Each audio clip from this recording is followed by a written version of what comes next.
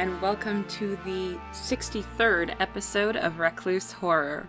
This is a daily horror movie review podcast. So just a little background on the project. Back on my birthday in April, I decided I wanted to watch and review a horror movie every single day. I have done so for the past 330 days. So I'm just going to talk about the one movie once again today. Just feels... It's been kind of a weird day today. Hopefully this will allow me enough time to relax after I finish uploading this podcast, which is usually not the case, but hopefully I'll have a chance to relax. So the movie that I'm going to review today is He Dies at the End, not to be confused with John Dies at the End, different horror movie that's a feature length. This is a short film from 2010. And it's been put out on YouTube by Damian McCarthy, who is the writer and director of it. It was pretty decent, actually. This was only the second short film that Damian McCarthy had written and directed, or at least directed. I didn't actually check if he wrote the other one that he directed. But anyway, I was decently impressed with this one. There are definitely some elements of it that people probably won't necessarily like as far as short films are concerned, but I don't know. I thought it was really good. It was a bit unnerving, as was definitely the intention, and it was very decent. It was clearly done with probably no budget at all. And it did have, some shortcomings, of course, but given that, again, this was probably, there probably was no budget at all to this. Like, they may have, in the case of Occupied, which I reviewed the other day, I was talking to the filmmakers, the two directors, on Twitter the other day. If you're interested in hearing conversations with short filmmakers, I do suggest that you go and talk to them on Twitter, by the way, because I tag in any of my reviews for movies that I liked, at least to some degree. I always try to find their Twitter accounts and tag them in it when I post up a new episode. And a lot of times they'll get back and they'll listen to the episode and they'll chat with me about different parts of the film. It's never happened, as I recall, on a feature length, but on the short films, they're more than willing to talk with you and give you more information about the film. So if you're interested in that, really head over to the Twitter. You could probably, tag them in and also say, hey, ask them questions about it as well. And they probably get to you as, just as much as they did to me. So it's pretty neat. But anyway, for Occupied, the filmmakers informed me that the movie had basically no budget. They probably spent $30 on it, which was mostly spent towards buying pizza for their actor to, entice him to, continue filming with them. And it was done in a very, very short period of time. I feel like this is that same thing, this Damian McCarthy piece, He Dies at the End. I feel like this is the same kind of situation where it looks like it was probably done in pretty much all in one go in one single day.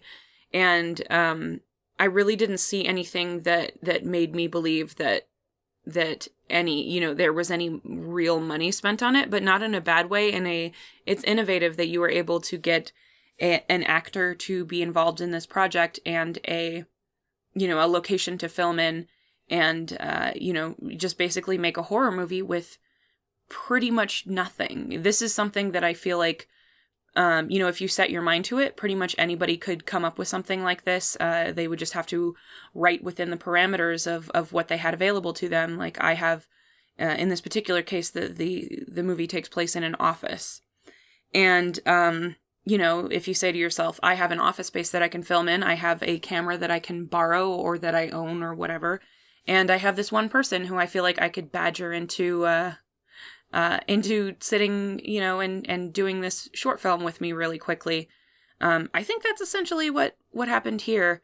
I don't know that to be a fact, of course, but I do get that impression, and I always like when I see stuff like that. It's people who are they really want to create, and they know what they have available to them, and they really work on those parameters. I know in a lot of the short films that I've talked about, and even a couple of the feature lengths, I've mentioned how much I like that, so I guess I don't really need to talk about it again. But yeah, this was really neat. So He Dies at the End is basically, it's about a man who is, I suppose he's working late. I don't know that he's supposed to be working, because all he's really doing is he found a quiz online, asking, do you want to know how you're going to die? And he begins to fill that out, and obviously that is how horror movies start. And so one does. And that's He Dies at the End. It's very simple. And actually, I think I've seen almost this exact movie done after this. It was definitely a movie that was made post 2010. But I just feel like I've seen this before. I can't remember whether this was in a feature-length movie or if this was a short film. I have a feeling it was a short film, and I don't know if I reviewed it or not.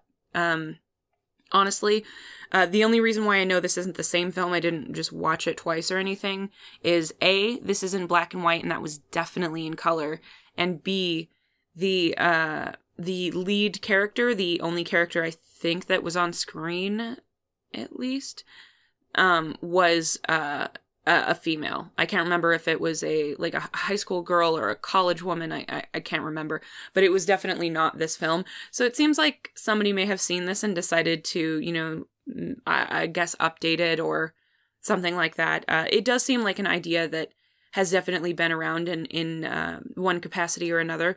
But yeah, it is a great premise, because it allows you a lot of room to just, all you have to do is, show your actor clicking through some things. I don't think there's a single word spoken in this. I don't think there's any dialogue, as I recall.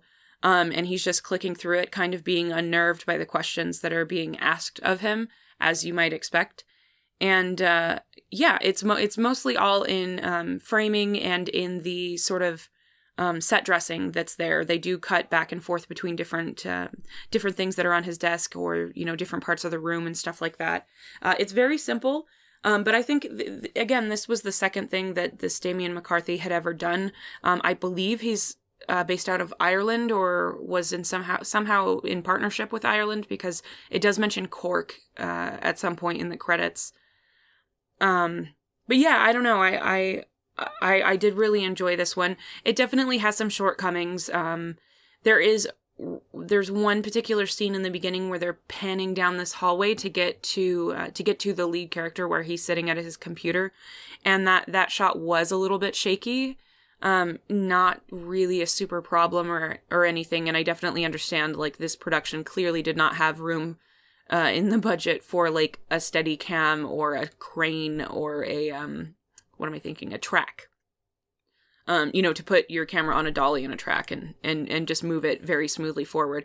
And it's really not that bad. It's barely noticeable probably to most people. So, but that was really the only problem that I can really point to that's not a spoiler related thing. I do think a lot of people would probably not appreciate the end very much. Honestly, I kind of liked it. I think I'm kind of on the fence about whether I specifically liked the way it ended. I feel like you definitely see it coming. I think it's very obvious from the very beginning what's going to happen, but it doesn't quite play out in exactly the same way that you're expecting, not necessarily in a way that everybody would find a positive thing. Personally, I thought it was pretty interesting. And I really wish that I could talk about the very, very end, because there is something, a different medium, I guess, a different form of something that something in the end really reminds me of. And I can't talk about it at all, because it'll ruin the only thing, the only part of the movie that you can really sort of say is a reveal, I guess. I think that the soundtrack was done very well. It's mostly I think it's almost completely just atmospheric sounds. But the combination of that with the, sort of unnerved lead character really does sort of make you feel a little bit off and a little bit tense, which is something that's really hard to achieve sometimes. And this movie does that very well, I thought. Gosh, I'm not really sure what else to talk about. The director, as I said, Damien McCarthy, he's done exclusively short films so far. This was his second. He has now done, according to his IMDb page, he's directed 8. I believe it said he has written 7 of those 8. So, yeah, I don't know. Honestly, I'd be really interested in seeing some of his other work. Maybe something that did have some kind of a small budget, just to see what they do with that money. I always think it's super interesting to go to something that is like a literal no budget movie, to watching something that maybe has like $1,000 or $10,000, just some small amount, and seeing where they decide it's important to spend their money. I have noticed that, sometimes, especially the first time they have a budget, you can definitely spend it in the wrong areas, it feels like. Although some people, really do put it towards something that's very important and, really does sort of add to the filmmaking, the style that they are trying to achieve, and it just enhances that. So it's always really neat to see where filmmakers decide, like, okay, I've done 5 movies that had literally no budget. I finally have a small budget, a little bit of money to spend. I'm going to, are they going to go for costumes? Are they going to go for, some sort of effects or creature effects or practicals or anything like that? Am I going to get better lighting? Are we going to license an expensive song or even an inexpensive song rather than making our own music? It's really neat, actually, to see what people decide to do with a budget, especially if you do have work of theirs that is basically no budget. So, at least to me, you can probably expect, if any of those other movies that this person has directed, you probably will see another one from me some point in the future. I probably will go ahead and review something else by this person. I really like to, especially with short film things, I really do like to see different types of their work. Much like you might like, a regular feature-length director, and you see most of the movies that person has been involved in. When I find a good director, or even just an intriguing director, I do like to see how their style develops as a filmmaker, and also, see if there's sort of like a common theme or thread that you can pinpoint with those things. Something like Quentin Tarantino, if you're familiar with that director, which pretty much everybody is if you're a movie person. But, there are certain things that sort of unify his pieces. There's a certain manner of speech. There's always these really non sequitur conversations that are usually funny and always almost always very interesting, having nothing to do with the plot itself. Usually there's some visuals that you can point to. Many of them have sort of Asian, specifically Japanese, influences in them, or talk about Japanese films and filmmaking. There's a unifying thing that you can see. So if you've seen enough Quentin Tarantino films, if you saw one and didn't know it was Tarantino, you would probably have it in the back of your head, if not outright say, no, this is definitely a Tarantino film. I love to figure out what that is with short film directors, the thing that sort of unifies their work just as much as I do with feature-length directors. So anyway, I think that's pretty much all I have to say. I would kind of recommend this one. It's definitely not something that everybody's going to like. I would suggest not listening to this with headphones. I think it's better if you're just sort of just in the space a little bit. But the soundtrack, it's not that the sound effects or anything are bad. It just is something that I probably wouldn't suggest you listen to on headphones. Some things are better with headphones and some things are better without them. I think this is better without them. Yeah, I guess that's basically all I have to say about it. It's very good. It's a very good piece for, something that somebody wrote based on their means and was able to achieve. It's always impressive to see that, especially in a new director. I really appreciated it. especially if you're into films. I think this is kind of an interesting one.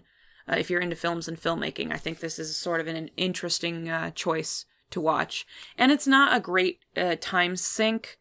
I want to say it was a little over 4 minutes. I'm not totally positive. I forgot to double check before I stopped watching the movie, but you can find that on YouTube, on Damien McCarthy's YouTube page. I believe he does have some of his other films on there as well. So again, like I said, I will most likely be at some point going back and watching one of his more recent projects. So anyway, that's my review of He Dies at the End from 2010.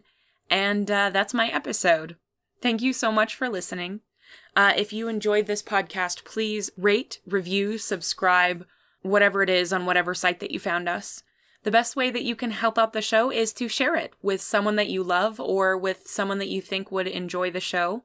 If you would like to share it, or if you don't like the platform that you found us on, we are available on YouTube, Player FM, Apple Podcasts, Stitcher, Podcast Addict, and pretty much any podcatcher out there. If you would like to reach out to us on social media, you can do so on Facebook, Instagram, and Twitter. Eventually, I will start updating the Instagram pictures. It's very time-consuming. I know I've mentioned it before. Hopefully, at some point in the future, I have time again, and I'll be able to post those Instagram pictures. It honestly takes as much time to post the pictures on Instagram as it does to post the podcast itself. So it being rather time poor recently, it is obviously the first thing that's going to be on the chopping block. And hopefully I'll have a chance to post those. I'll probably not... Before I was trying to post each individual episode into its own post that had all of the photos only for that episode. Most likely what I'm going to do is just drop a bunch of those pictures all at once when I do actually have a chance to do that. It's just very, very time consuming to do anything else. So just to catch up, I'll probably be posting like 10 pictures in a post. So if you just want to skip through them, I'll definitely label which ones come from what episode. But that's really the only thing that I can probably do to catch up at some point. Hopefully, next weekend. I don't know of anything that I'm doing, so hopefully I'll have time to do that then. Anyway, nobody cares about this, so I'm just gonna shut up now. Thank you for listening once again, and have a good night.